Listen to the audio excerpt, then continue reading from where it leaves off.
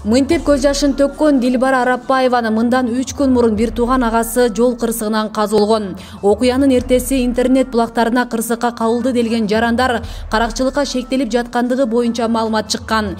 Бүгүн Ош шаарында маркумдун жакындары журналисттерге маалымат жыйын куруп, кылмышка шектүү деп жаңылык чыгарган тараптарды күнөөлөштү. Өлгөнүнө майли ажалы кыска экен өлдү. Неге каракчы дешет? Неге? Biz Arapbayev degender barıp karakçılar debe dünya yüzüne tekti. Komentaryalar gelip de Saşkakan ne sebepte şuna karakçı olup kalat debe oylum koysun artık deb. Kim çıkardı şunu? Oştuğu çıkardı, kim çıkardı biz kapa olduk. Ben geçe barayım dedim. Elden, yurttan namuslandım aynanıp gedeyinde. Bu yerde karakçılıkta jala cemaattir. Sözlerin aktaş üçün oşol bu gelgen. Şunday informasiya malumat tarqatqаны to'g'ri emas. Adam huquqini tevelendik deb esepteymen. Qisqasi bu yerda tushunuvsiz bor. Egerde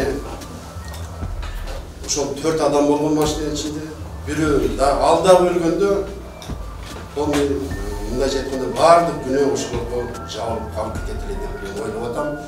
Учурда бул иш Ош шаардык ички иштер башкармалыгында каралып жатат. Мекеменин тергөө бөлүмүнүн башчысы каза болгон айдоочунун каракчылык менен катталган кылмыш ишине тиешеси бар экенин, алдын ала алынган маалыматтар тастыктап жатканын айтууда. Ал эми калган 2 келиндин тиешеси бар же жоктугу толук тергөө иштери аяктагандан кийин маалым болорун кошумчалады. Каракчы болуп калыптыр биздин балдарыбыз дегенде кылып атат да. Мен сиздерге белгилеп кетейин. Ошол жол кырсыгына кабылган автоунаа жол кырсыгыга кабылган автоунун айдоочусу ошол биз каттаган кылмышта катыштыгы бар экенин мен сиздерге дана белгилеп кетейин. Себеби менде. Эгерде мыйзамдын өкүлү келе турган болсо, эмне себептен анын катыштыгы бар экенине менде толук азыркы жыйналган иш кагаздар боюнча материалдар бар. Көрсөтмөлөр бар. Күбөнүн көрсөтмөсү бар, жабырлануш көрсөтмөсү бар. Онунан 11 апрелге караган түнү мына ушул Ош шаарынын Жапалак айылында жол кырсыгы катталып, андан 3 адам каза болгон. Маалыматтарга караганда Жигули үлгүсүндөгү автоунаа мына ушул жүк ташуучу унаага келип кагышкан. Бул күнү оор жүк ташуучу унаанын айдоочусу Бишкектен Баткенге семент алып келе жатышкан. Саат түнкү 12:40 чамасында Жигулинин айдоочусу жол кайгыл кызматынан качып келе жатып, өзүнүн тилкесинен чыга калып, кагылышуу жүз берген. Куалап келе айткан гайы, олап келе айткан гайы. Болбосо каяктан гайы пайда болуп калат. Олап келе айткан акем көргөн ол жерде куалаганын, ээрчигенин. Мен билгеним ошол. Башка мага ушул болгону азыр машинаны чыгарыш керегим, ремонтун кылыш керегим. Мен бирөөдөн акча требуйт эткен жокмун, башка кылган жокмун. Эми шопур адам каза болуп калды. Мен кимден сурайм? Туугандан сураймбы? Сурай албайм, кетип керек. Учурда кырсыктан аман калган жалгыз күбө Ош шаардык ооруканасына жатат. Анын абалын дарыгерлер орточо оор деп сыпатташууда. Дарларын алып атат.